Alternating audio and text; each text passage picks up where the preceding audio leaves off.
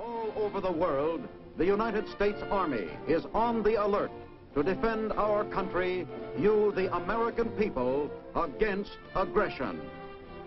This is the big picture. An official television report to the nation from the United States Army. This is Chang Shi-yuk, serial number 215658. He's a lieutenant in the Army of the Republic of Korea. Chang is a good officer, too. He's a leader, understanding the problems of his men, willing to do all that they can do and then some more. It was men like Chang who led and trained the gallant South Korean Army.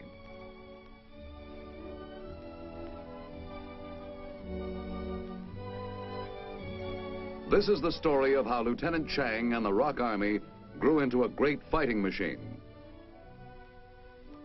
It is the story, too, of Han and Lee and Yun, the splendid fighting youth of Korea. Once, only a few years ago, Chang and his countrymen were tillers of the soil. They grew rice and barley and wheat and soybeans and vegetables.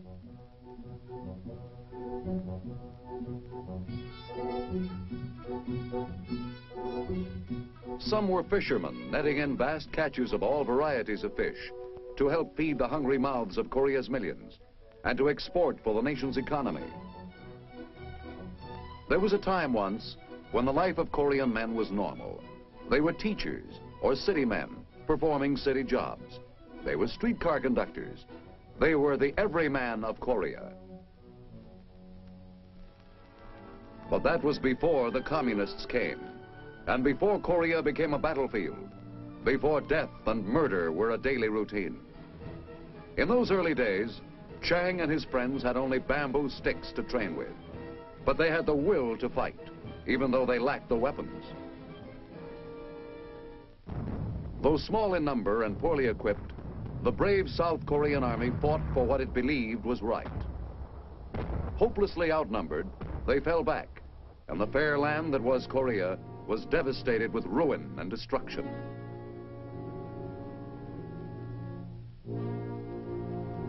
And the people were assaulted and massacred and made homeless.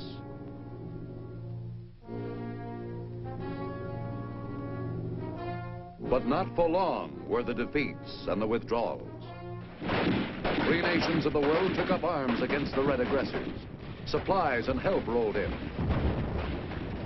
The people of South Korea took heart, and they fought back savagely, pushing the enemy back and back, until soon he was licking his wounds behind the line from which he had first unleashed his bloody dogs of war.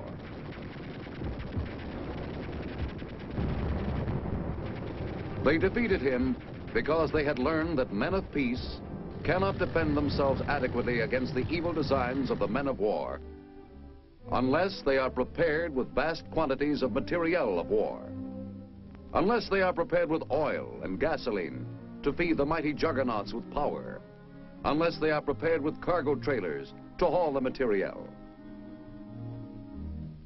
unless they are prepared with rations to feed the fighting men, and most important, unless they are prepared with ammunition to feed the fighting guns.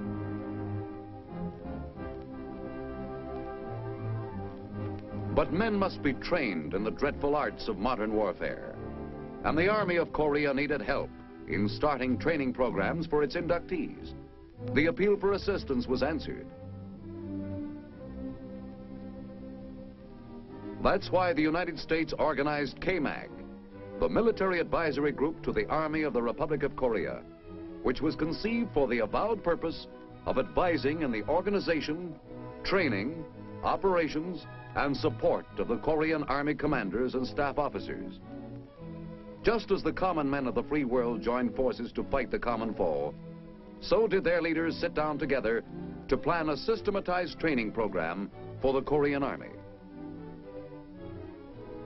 Representing the Korean soldier was General Paik Sun-yup.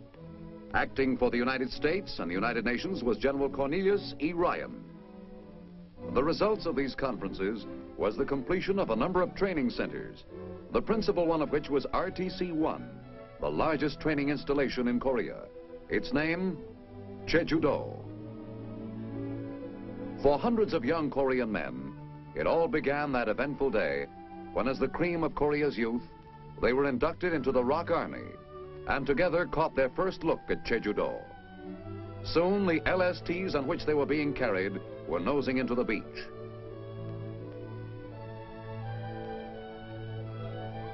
A huge pile of rock overshadowed the island and seemed to symbolize the rock-like determination of Korea to win out. Yes, this was Jeju-do, activated February 6, 1951, as a ROK training center. Chang and his countrymen took a first look around the island that was to be their new home for the next 8 weeks. They didn't know it then, but RTC-1 had a total training capacity of more than 70,000 men. At the time, they little realized that instead of being a disorderly bunch of raw recruits, they would soon be returning with the alertness and precision of trained soldiers. At their first formation, they learned a little of what was before them. What were their thoughts during the ever-changing events of that first day?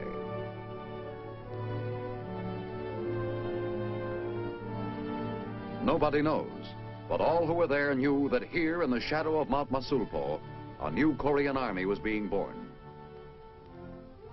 And then came orientation to their new place in life, their new duties. For they were soldiers now, not private citizens. And as soldiers, they were expected to obey the orders of their superior officers. Because so many of the inductees were young, inexperienced farm boys, it was necessary that such things be explained to them exactly, thoroughly, and patiently. Yes, a new life was beginning for the young men of Korea, and somewhere among this raw group, leaders had to be found.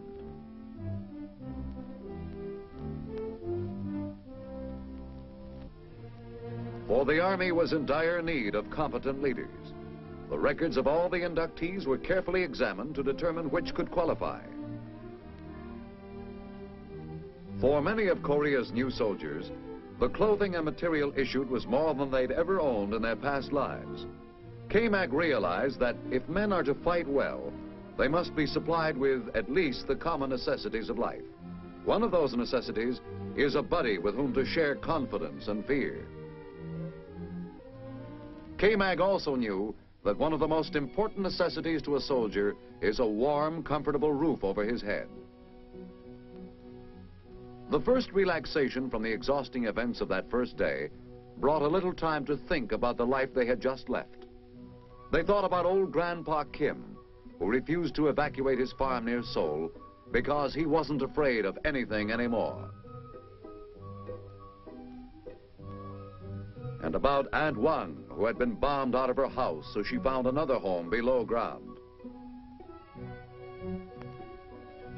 And what about their little cousins? What were they doing? How were they living under war conditions?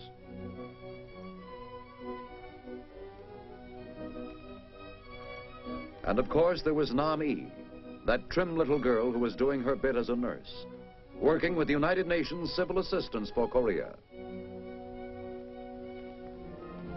There was little relaxation after that. The time of the dreamer is in peace. The time for action is in war. At first they seemed one huge, awkward squad. But the constant drilling at the manual of arms helped to smooth it out a great deal. It was hard at first, but gradually by doing, they soon caught on.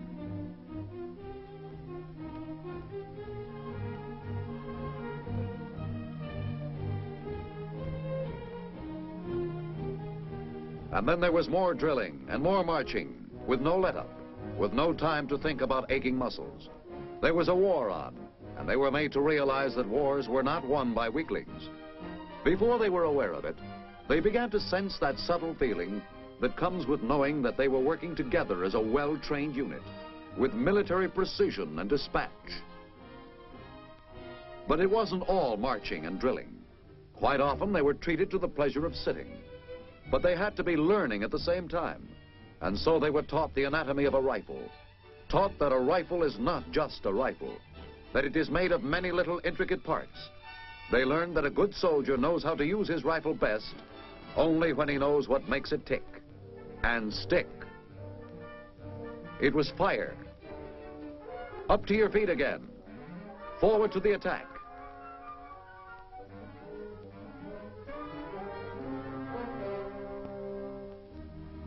Then came rifle practice. How to hold their rifle. How to squeeze on the trigger, not pull. They had already learned how a rifle operated. Now came instruction in what it could do. Kill. In war, they were told it's kill or be killed. They also learned how to take care of others. One thing they learned, that it was not only important for a soldier to know how to kill, but he must be able to save lives as well, his own included. First aid is important on the battlefield. Another thing they learned, rifles were not the only means of destroying the enemy. Mines and booby traps not only delayed the advance of armies, but often stopped them permanently. So first the theory in class sessions, then practice in the field. A lot of practice. It was hard work digging those mine holes, but they were made to realize that it was easier to dig a hole for a mine than to have one dug for them. If some thought that was hard work, they soon found out it was easy compared to the work they did when they went into combat training for the individual soldier. That's when they learned about using camouflage, too.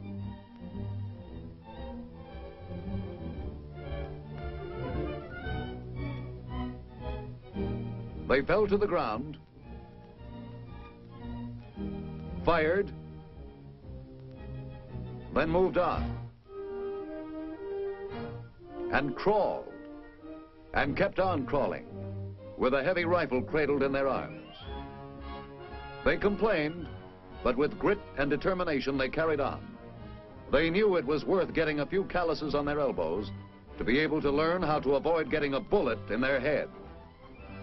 It wasn't long before they also learned how big a bullet hole could be, especially when it came out of the business end of a Browning automatic rifle. Yes, the Korean trainees were impatient to learn fast, but with a little instruction, they soon got the hang of the most complicated weapons. When they squinted through the sights of that BAR rifle, they remembered that one day it would be the enemy. One thing they never got used to, the marching, with a full pack weighting weary shoulders. But they stuck it out grimly, because they knew it was all part of the job of becoming a good soldier. They knew that this was toughening them up so they could meet the enemy. One way of making sure you go forward when the time comes is to know how to fire that M1 rifle, straight and true and to the mark. And they learned how to use all the weapons, including hand grenades.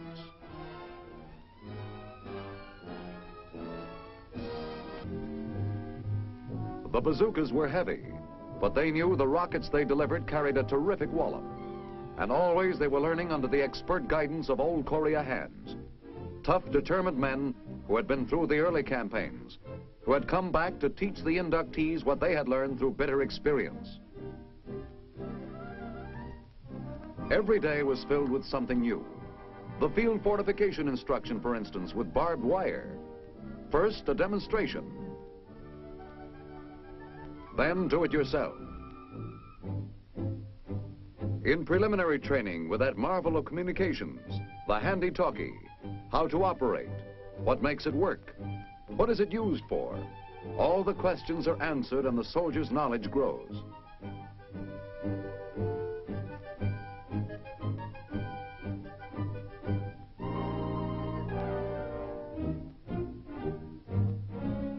With a compass, too, which led to training in map reading.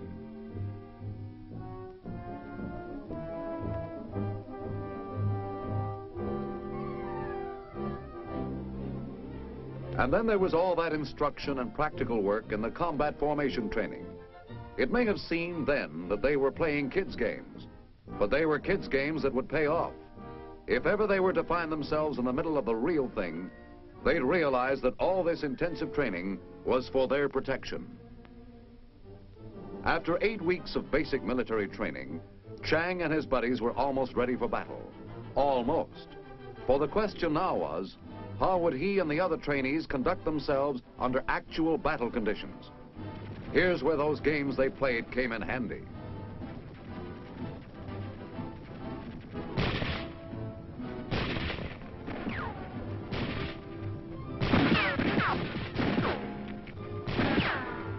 They were able to climb that hill without tiring too much, because their climbing muscles had been toughened by all the marching they'd undergone.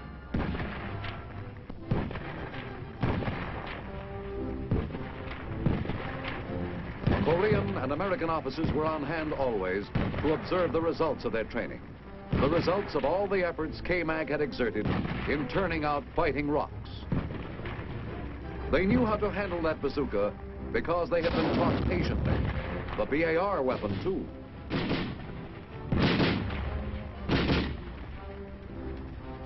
This was the result of all the hard and patient work that had gone into their training. This was what they meant by battle conditions, so that when the soldier was confronted with it in the future, he'd be prepared for it. And then, still under the watchful eyes of the KMAG advisors, the Korean trainees were put through the confidence course, discovering it was one thing to go through maneuvers without opposition, but it was quite different when live ammo was being thrown at you.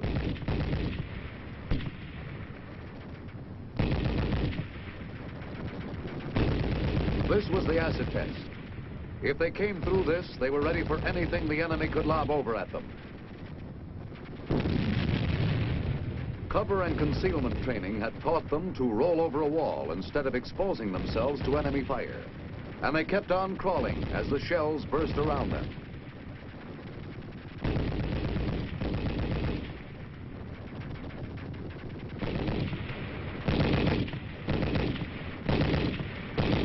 As the machine gun bullets spattered a murderous background to this baptism of fire, Chang kept on crawling because ahead of him was the opportunity to be a soldier in the Army of the Republic of Korea.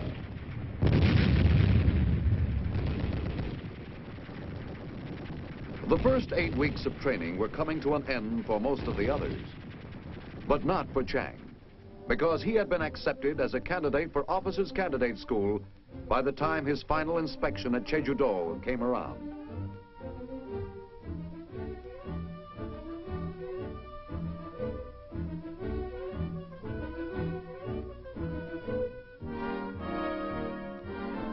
He remembered how stern that inspecting officer looked and how worried he was. And then how proud. This was the last time he'd march with his buddies at Jeju-do. For them, additional branch material training. For him, it was OCS.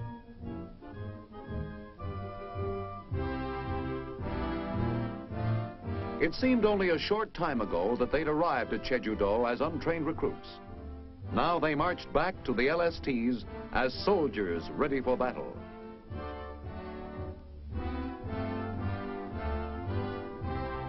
Chang, happy and a bit proud, knew that although it was his last day as a trainee, it was soon going to be his first day in more advanced training.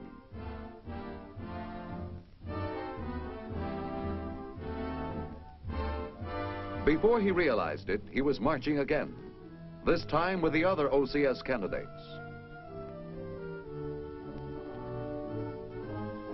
Marching into his new home, KATC, the Korean Army Training Center at Gwangju on the mainland of Korea, which housed the infantry, artillery, and signal schools of the Korean Army. Here he would specialize as an infantry officer.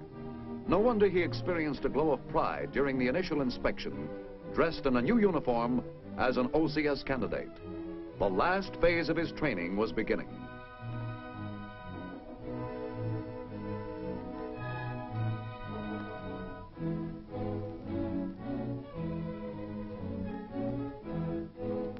Then it was back to attending classes. No time to waste now. Officers were desperately needed. They were taught the principles of military training, preparation, application, examination, discussion, and criticism. The teaching never stopped.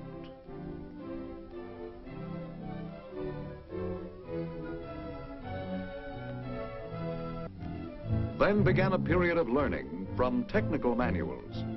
There were times when they would have preferred the marching, but they stuck to it because they knew they had to know theory as well as practice to be a good leader. There was practice too, lots of it. On the rifle range again, always with live ammo, so that firing an M1 rifle became almost as natural to them as breathing. The heavy stuff too. Theory first with the heavy machine guns, and then practice. Lots of it, until you thought they would never get the chatter out of their ears.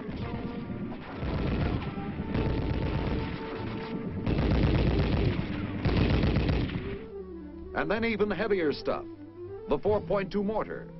Yes, theory first, as always.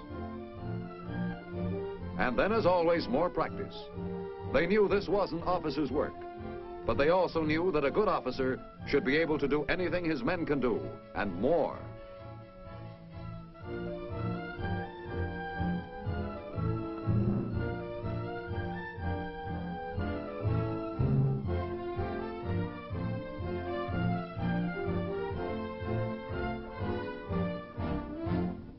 There were calisthenics, too, to build up bodies so that they could withstand the rigors of that intense training. Body push-ups, up and down and up.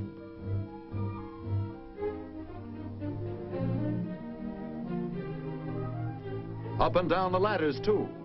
It got tougher and tougher, but so did the men, which was the purpose of it all. And this time it was across the ladders.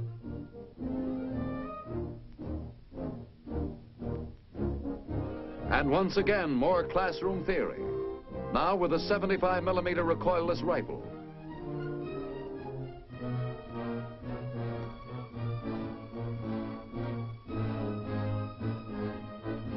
And with mortar fire direction center training.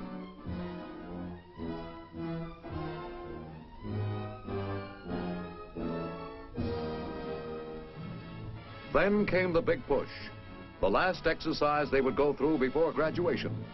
Its purpose, to put them through all the phases of combat.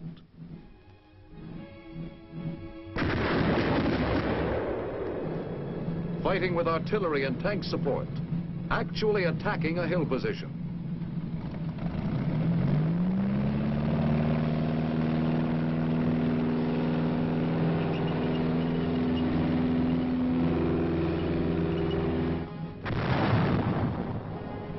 The men of KMAG were watching them, and the general seemed satisfied with what he saw.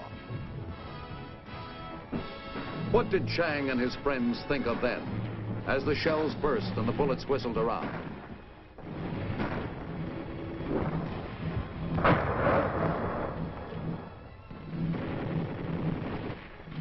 They thought of the time when this was going to be the real thing.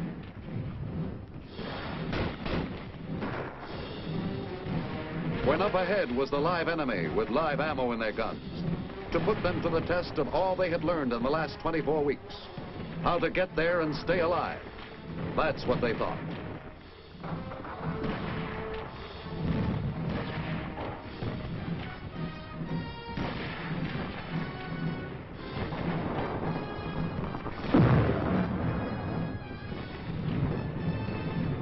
They'd been training for this for weeks. Now they were ready.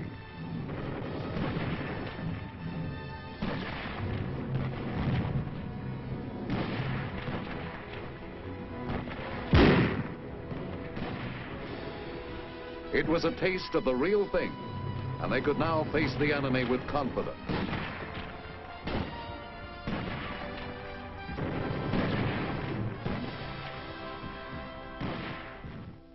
The battle exercise over, Chang and the other candidates participated in OCS graduation exercise, with the invocation first.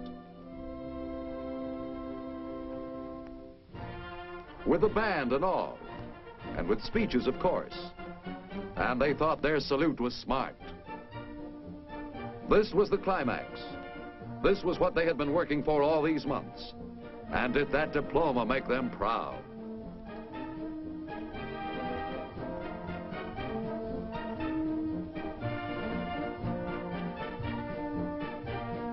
Now they were officers in the Army of Korea. Now it was Lieutenant Chang Shi-yup, a leader of men.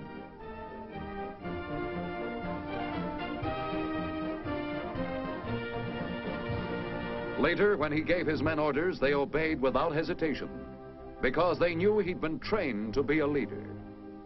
Just as there were thousands of other officers and men who, like him, had been trained by KMAG.